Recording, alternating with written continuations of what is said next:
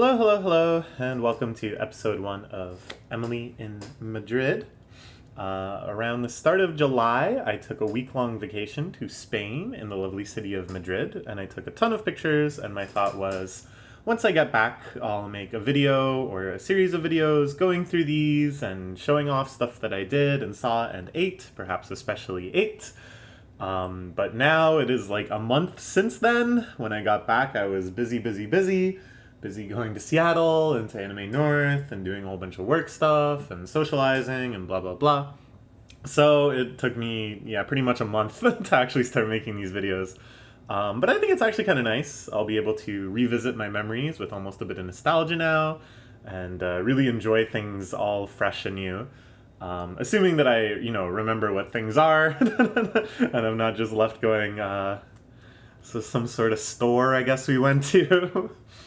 So anyways, here we are in the lovely Toronto airport, which I arrived at ludicrously early because I had heard all sorts of horror stories about people having to wait for hours to go through security and to clear customs and stuff. It actually wasn't too bad. I got lucky and I had some time to kill. Here is a marvel of technology, the doggy potty. A lot of people travel with their pets, and I think this is kind of brilliant. They actually just set it up like a little park. They even have a fire hydrant. Adorable. I'd never seen this before. I was blown away. I sent it to a whole bunch of people as kind of a way of saying, hey, I made it through. I'm at my gate now, and check it out. There's even a dog toilet. Here I was showing my friend how disgusting the prices at the airport are. Let's not dwell on that. Always bring your candy beforehand. On the other hand, booze is cheap. Big discounts, tax-free, whatever. But if you're buying a whole bottle of whiskey for the plane ride, you might have bigger problems than financial concerns. They always have some like really bougie alcohol there too. You can get a Hennessy XXO, $800. This was my first meal of the trip, still in the Toronto airport, but they had this pizza place. I got 2 slices of pizza. It was pretty good. It was honestly pretty good. And chocolate milk. This ice cream capped for some reason. Oh, I was playing Redactyl with my mom while I was killing time. This one was, I can't remember. Some jet stream type thing. Here is the plane. The first leg of my journey was just to Boston. Was it to Boston? No, it was to Philadelphia. And it was a teeny tiny little plane that we took with the external walk-up ramp and stuff, which is always kind of exciting. I just find it's like a little more low-key to these small flights. I kind of prefer them, but it's only an option for very, very short flights. Here's some of the very organized chaos happening around loading up the baggage and getting everybody cleared and on board. It always kind of seems like everybody is just swarming the airplane, everybody doing their own little job.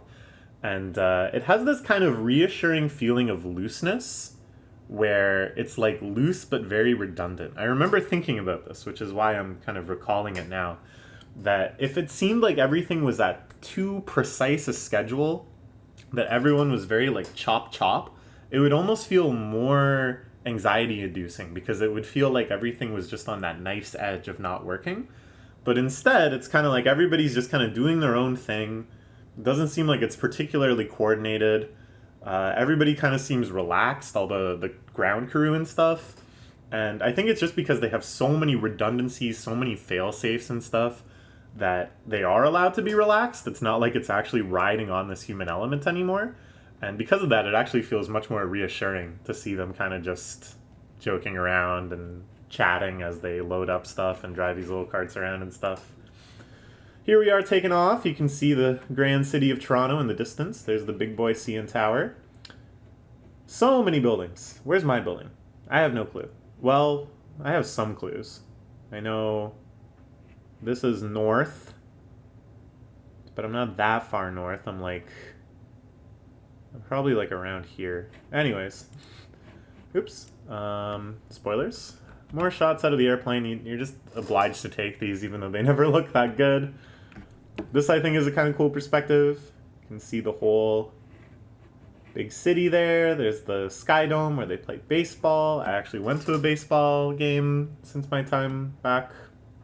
This is Toronto Island, where the Billy Bishop Airport is. The CN Tower again.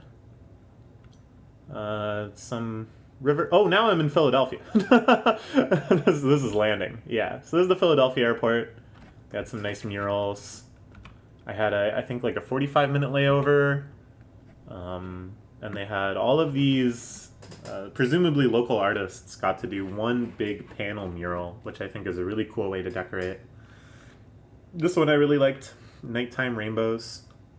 It has like a good chaos but pattern, you know? Like a lot of them, they're all a little bit different, and a lot of them are like substantially different. Like this one only has 3 colors, and like almost like incidentally, as if they couldn't have even anticipated it. Sometimes they'll make the big rainbow.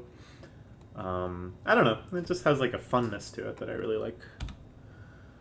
This I thought was really nice. It's like just a quiet room. I wasn't really sure how they could have enforced this or if it was gated or anything. I didn't really explore it, but something about this stood out to me as very humane and empathetic to just be like quiet space. We promise quiet. This I thought was interesting. There's a Lego vending machine in the airport.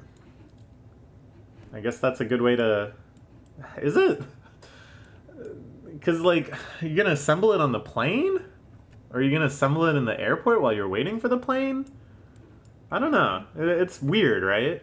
But, neat idea. This was hell at the Philadelphia airport. Our flight to Madrid was leaving. First off, you can see there's A8, A6, and then off camera is, I think, A7.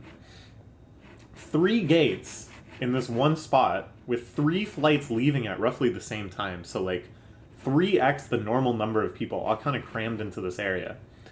And then they're like, bring your vaccination passport, your proof of vaccination, and then there's like a special European Union app thing that you download and you submit all your vax information in.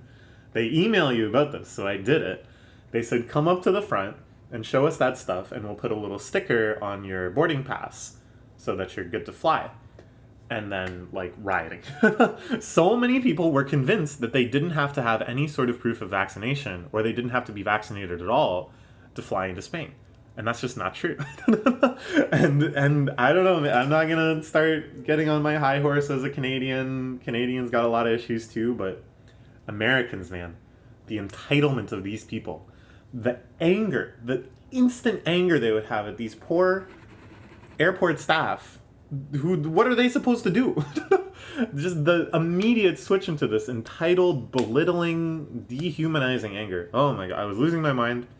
The boarding took forever. Flight was delayed, I think just because of this boarding nightmare. But, you know, I was good to go. I was fine. I was just let me on the plane, let me out of here. Another shot of it. You can see, you know, there's probably supposed to be lines or something, but eventually it becomes just this herd. Anyways, on the plane, la la la, looking at the in-flight entertainment. This was a movie I had talked to a friend about watching. We were both interested in watching it. I thought it was funny that it was on here. Shout outs to Kevin, it was Kevin. And I was like, oh, maybe I'll watch this. I didn't end up watching it.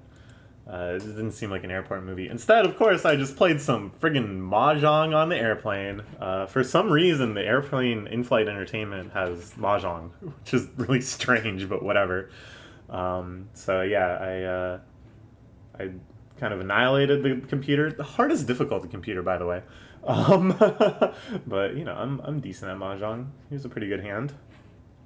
You know, Windora, pretty sweet. Yeah, you can see I kind of annihilated everybody. This was our in-flight meal. Not bad. I don't know. Oh, I got a joke. I came up with this a bit ago. It's my Seinfeld-esque joke. I have 2 Seinfeld-esque jokes that I like pulled out of the grand illusion that is imagination into reality, into my vocal cords, and I'm so proud of them. And everyone hates them. Okay, the first one. What's the deal with dog food? It doesn't taste like dog to me. Very good, very good. Very good, very good. And then this one, more appropriate, which I thought of. What's the deal with airline food? Do you mean fuel? Wait, no, I didn't say it right. What's the deal with airplane food? Airline food doesn't make any sense. What's the deal with airplane food? Do you mean fuel? Or maybe do you mean jet fuel? I think that's better. Do you mean jet fuel? Because it's more specific. Anyways, the food was fine. There it is. This is just chicken and vegetables. Here we are. Why did I screen cap this? Or screen cap. Why did I take a picture of this? Why? Well, it would be a decently strong hand. I have 3 Dora. Oh, and I would have all triples too. Actually, yeah, this hand, I think it was just because this hand was like really strong and I was in Tempai fairly early. So I was like, I want to take a picture of this before I miss it. And then I sumo here, but then I lose my all triplets. Yeah, I guess that's what I was taking a picture of. I don't know. Oh, it's because I got Rishan Kaiho. Yeah. I don't know how I anticipated this. Why did I take a picture here? I don't know, but look, so I drew the 9 pin. I declare close con. And then, this is the first time I've ever gotten this hand. It's like my favorite hand, because it's the hand that Saki always gets in Saki, and it's super hype. Rishan Kaiho, where your additional bonus tile you get for completing a set of 4 finishes your hand. Never before in my life have I gotten Rishan Kaiho. But you can see again, I'm just obviously winning. Oh, wow. Yeah, my dream hand. I didn't end up winning that game though. Still though, a solid 2nd place, and I got Rishan, so who can even complain? I thought this was funny. The Clockwork Orange was under comedy. The fact that the Clockwork Orange is on the airplane in the first place is kind of strange. So, well, it's, it is what it is. Here was a little tasty treat I got for breakfast. So it was an overnight flight. My plan was to sleep on the plane. And I used to be able to sleep on planes really reliably, and I would always take overnight flights because of that. But at some point, I don't know, I just lost my flying stamina. I was so disappointed to realize like how uncomfortable I got, how sore I got. I wasn't able to sleep. And I used to be able to fly to Japan, which is like 13 hours. And, I'm tall, right? So flying for me sucks, like no matter what. Like my legs don't fit under the seat. So I have to sit in like weird poses in order to angle my knees so they're not just constantly rubbing up against the seat in front of me. I have to do all sorts of weird contortions to even get into a position where I might be able to sleep. But when I went to Japan, I would hug my backpack on my lap and I would just conk out and I could just sleep like that. And even if I wasn't sleeping, even if it was for like an 8-hour stretch of the flight, I could just be like, I'm invincible. I would think something like that, and I would just ignore all of the discomfort in my body. I can't do that anymore. I was so disappointed to learn that I couldn't do that anymore. And by the end of this flight, I was fidgety, I was tired, I was frustrated that I hadn't slept. It was brutal. But I did get this lovely yogurt for breakfast. It was actually really good. Here we are, flying over Spain in the sunrise. Some mountains. Lovely, lovely. Here I am in the Madrid airport. You can see my reflection here. Very lovely. So I landed. My friend was like, okay, so apparently the play is to just pretty much take cabs everywhere because cabs in Madrid are very cheap, which is true. And he's like, you might as well just cab to the Airbnb. But I actually showed up way earlier than the people housing us, the owners of the Airbnb, expected. So they were like, oh, we can't let you in until like 2. And I landed at like 8. So I was like, okay, I gotta kill time anyways. Let me just try to figure out how to get there on my own. So here's the subway. I decided to take the subway there. And it went fine. Here I am taking pictures of the subway routes to try to navigate. Again, because I had to kill time and I just like taking the subway and I think it's kind of fun and neat and a neat way to see the city. My plan was just to randomly switch between subway lines until I was on the subway line that had my stop. Which is a really stupid way to navigate.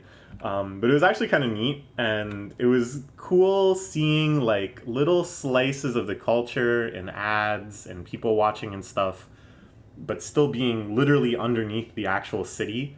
so that the actual debut of the city happens when I'm in like the center of it. This was wild. I could not get a good picture of this, but this was one of the craziest things I've ever seen in the world of advertising.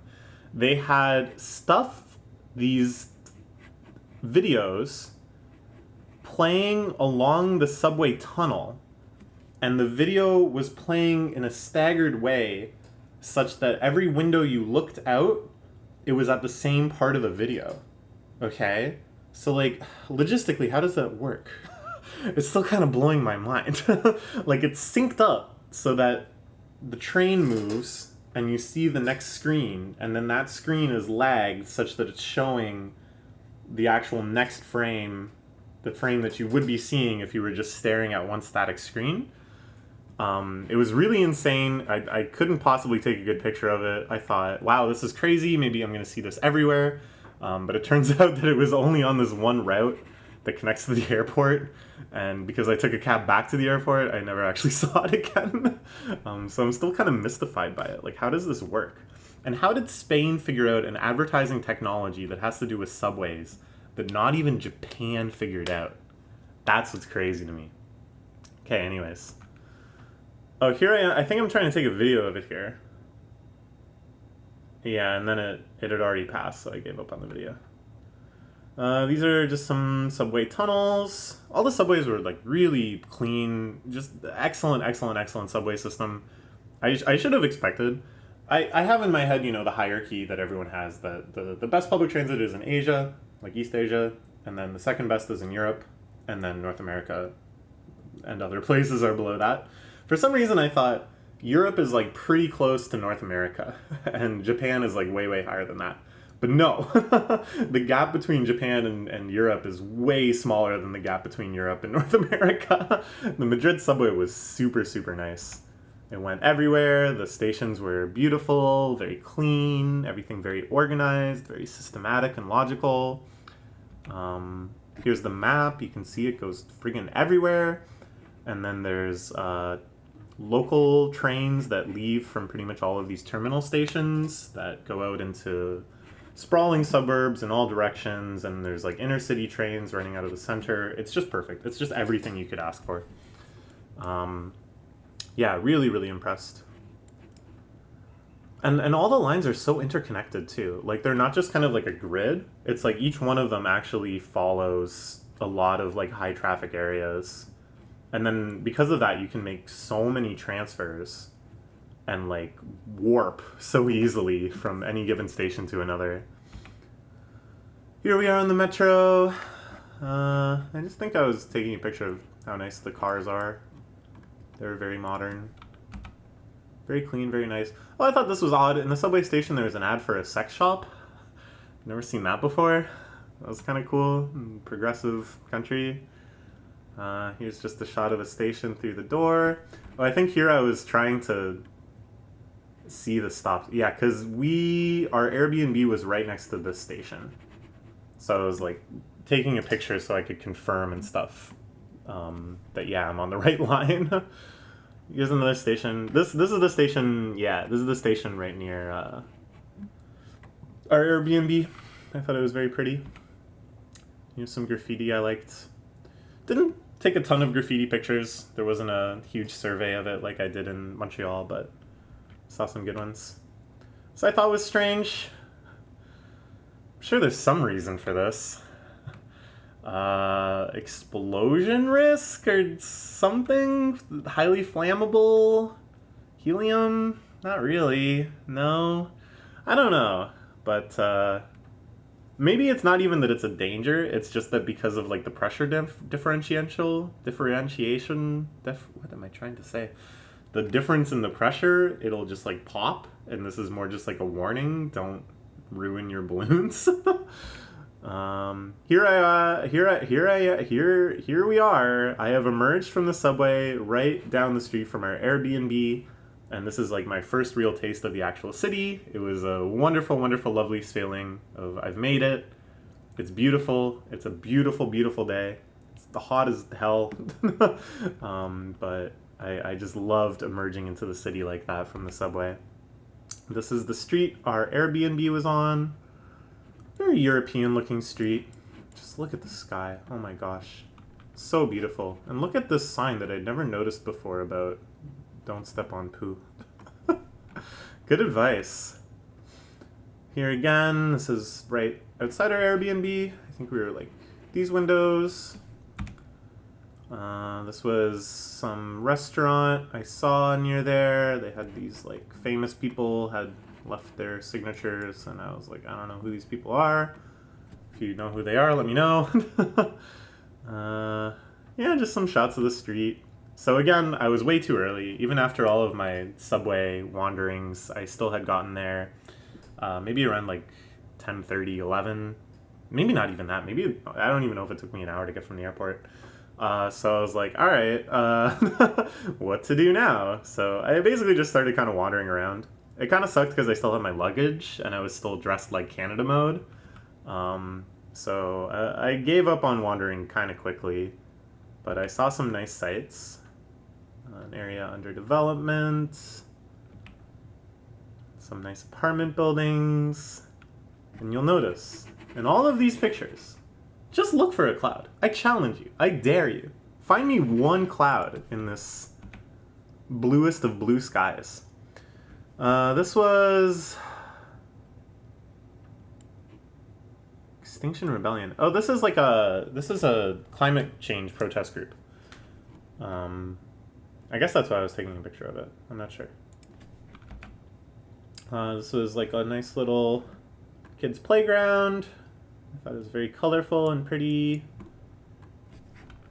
Just wandering. And then I used some of my rudimentary Spanish. I read a sign that said biblioteca. And I thought, ooh, air conditioning, free Wi-Fi, because my internet was screwing up. That's a whole saga. And maybe check out some Spanish books and stuff. So I followed the signs to La Biblioteca Pública, and I was very proud of myself. So I posted up there. I saw this section of Japanese DVDs, which I thought was fun. So yeah, the thing with my phone internet, I have like worldwide roaming. I have to pay, through the nose for it, but whatever. I thought until I get settled to help me navigate, this will be fine.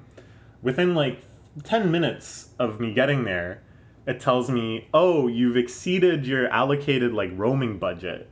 You have to go to the website and take off the cap so that you can be allowed to spend more. So I'm like, okay. But I can't go to the website because my data roaming has been disabled. So there's nothing I can do. So I'm like, all right, great. So this was my big priority, getting to Wi-Fi so I can turn my roaming back on and I can, know where I'm going and stuff and be in communication with people. But I go there, I go to my ISP, my cell phone provider's site. I kid you not, down for maintenance. What are the odds? To be fair, I guess it was, some wee hours of the morning in North America, which is where their customer base is, so a reasonable time to do maintenance, but very frustrating. Yeah, here we go. Scheduled maintenance notification. Great. So, oh yeah, it's only 10 a.m. at this point.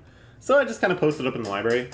As soon as I landed, when I was on the Madrid airport Wi-Fi, my friend told me that there had been the much hyped up A button press saves in the Mario 64 A button challenge, which of all of my special interests is perhaps the specialist. Something that I have passionately cared about for a decade or more. Geez, yeah, since like 2007 maybe.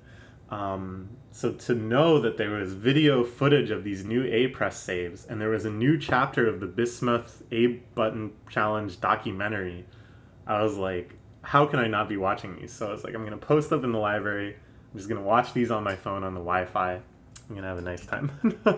So I did that. Here's some shots from the library.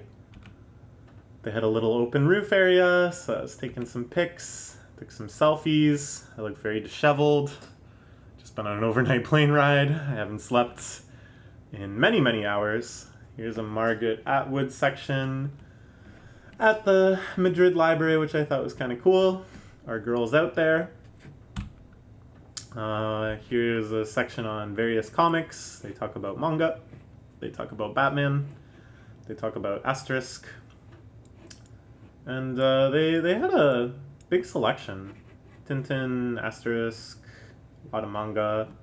I was like, ooh, maybe I can pick up some Spanish. And they even had a little display from the Japan Foundation that had some translations of Japanese into Spanish. So I actually used this to make sure my Spanish was what I expected. And I made sure I was up to snuff. This is when I used the gracias. You gotta say gratias, not gracias. Gratias. Si. Nice sharp si. No. Yeah, that's pretty much all you need. Most people spoke quite a lot of English, and we'll get to this later as the more characters appear in our little tale, but we spent the vast majority of the trips traveling with a native Spanish fluent speaker, so we really didn't have to worry about it too much. But I thought this is a very cute display. Yeah, I'm learning. Here I found the headquarters of the Madrid Communist Party, which I thought was kind of cool. It seems like it had seen better days, but I was still happy to see it in some form or another. This was just, I noticed something odd, and maybe we'll see more examples of it, but there's all these really lovely old facades in all the buildings, and generally they didn't get graffitied much. It seemed like everybody was content with just graffiti fighting over these small little areas, like this is like some sort of deposit box or something. And it would never be on the actual buildings themselves. Well, not never, but generally it wouldn't be on the actual buildings itself, but like shutter doors or things like this. And I was like, what an odd kind of treaty to have made. And there's an anti-fascist sticker here, which is cool. I stayed at the library for a while. Evidently I left because, I don't know, I was just kind of getting bored. I had watched my videos. I went to a supermarket. I saw this, which is one of the most beautiful sights in my Tropicana orange juice addicted addled brain. A freshly squeezed orange juice machine for fairly reasonable rates. Granted, this is in euros, so you gotta convert by like 1.3 or so. But still, you can get a decent amount of Zumo freshly squeezed before your eyes. Absolutely brilliant. I was a little too intimidated to use this machine. In retrospect, it's like very simple. It's just the bottle has a barcode, so you just fill up the bottle and then you pay for it at the counter. But I was like, I don't know, I just got here, I'm freaked out by everything, I'm very tired. So instead I just bought this prepackaged orange juice, which was also fantastic. Just everywhere I had orange juice in this country, it was phenomenal. It's truly a land of oranges, and they benefit for it. I also got these, the Kinder Happy Hippo. This is a product that, as far as I know, is only sold widely in Europe. You can find it in some specialty shops in Canada. I just love it. I don't know why. It's like basically the same as a lot of other Kinder products, but just something about it being a hippo, and it has this like kind of crispy outer shell. Ooh, I love it. I wish I was eating one right now. So I got some Happy Hippos. And I was just kind of looking at other stuff, the yogurt flavors. I don't know if you started watching this video thinking that it would all be big tourist sites and beautiful vistas and stuff, but if you know me, you know that it's a lot of just wandering around grocery stores being like, whoa, pineapple yogurt. Whoa, where am I? Whoa, kiwi's like a mainstream flavor. Whoa, this is crazy. Here's some other... Oh, I thought this mascot was so cool. This like chocolate detective cereal mascot. I don't know what he's talking about. Objetivo. He's got like a magic wand, perhaps? He's like a magic detective? And he's a cereal mascot? And he's like, stop you squirrels? Is it this thing? No, it's definitely not. These are totally different. What am I talking about? Here's the thing I got. I couldn't remember if I took a picture of it before, so I took a picture of it again. This I thought was interesting. I was trying to figure out what this could mean. I thought it was very interesting to have graffiti set up as this like question. And this is like, yes, no, no sir, perhaps? Or no's, perhaps? I don't know. Yeah, no idea what this means. What the? Oh, I'm not fully zoomed out. Huh. This I also didn't know what it meant. This like kind of open forum seemed to have taken place in this little corner, and I have no clue. This is where my great downfall happened. I saw this KFC. It was right near the Airbnb.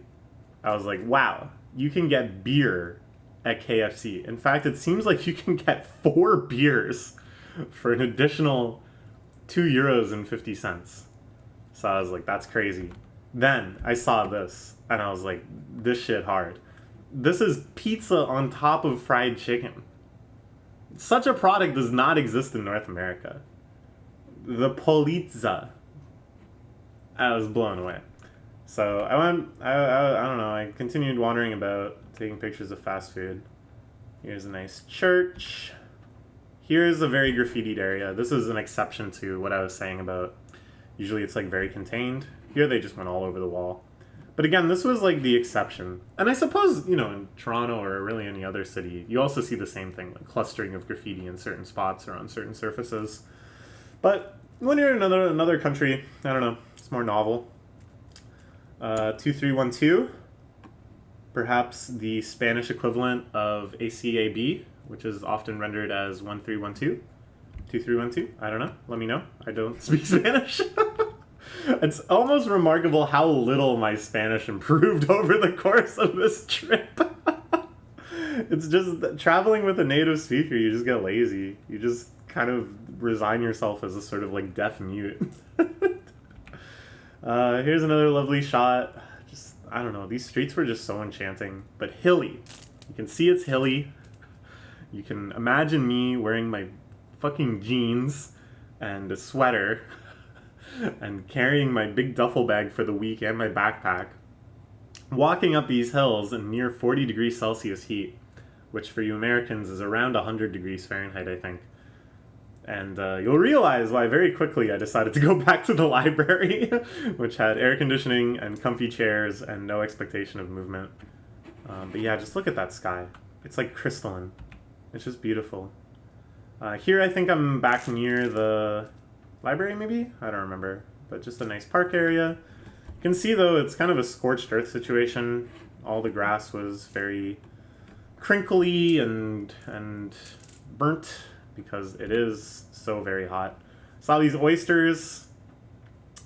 You know, I have had a craving for oysters ever since I went to Montreal. In Montreal, I had those oysters with like a yuzu wasabi sauce, and it was good, but I was like, that isn't really the oyster experience I wanted. And ever since then, I've been craving them. I didn't get them in Spain. I went to 2 food festivals recently, and I didn't get them in either of them. I don't know what's wrong with me, man. I just gotta chow down on some oysters at some point. I thought this facade was very lovely. This is kind of near the Airbnb.